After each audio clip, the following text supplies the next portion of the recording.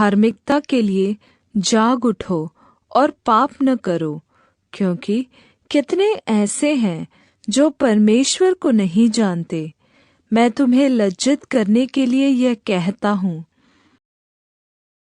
और हमें चिताता है कि हम अभक्ति और सांसारिक अभिलाषाओं से मन फेर कर इस युग में संयम और धार्मिकता से और भक्ति से जीवन बिता,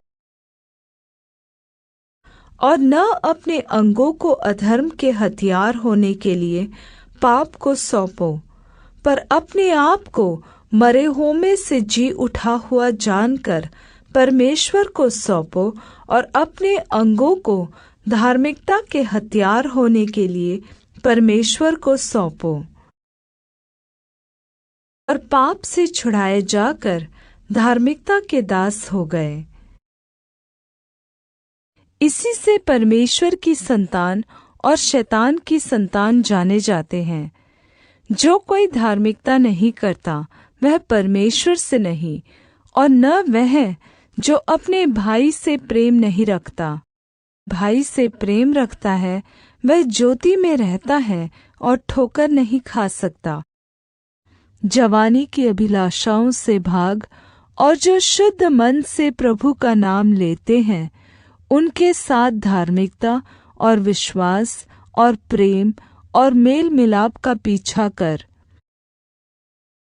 और मगन हो और उसकी स्तुति करे, क्योंकि मेमने का विवाह आ पहुँचा है और उसकी दुल्हन ने अपने आप को तैयार कर लिया है।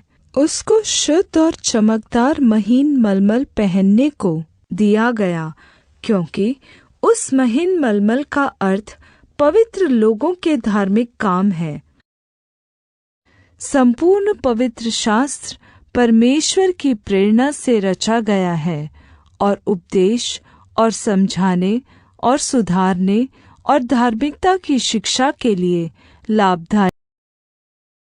यहोवा जो तेरा छुड़ाने वाला और इज़राइल का पवित्र है, वह यह कहता है, मैं ही तेरा परमेश्वर यहोवा हूँ, जो तुझे तेरे लाभ के लिए शिक्षा देता हूँ, और जिस मार्ग से तुझे जाना है उसी मार्ग पर तुझे ले चलता हूँ।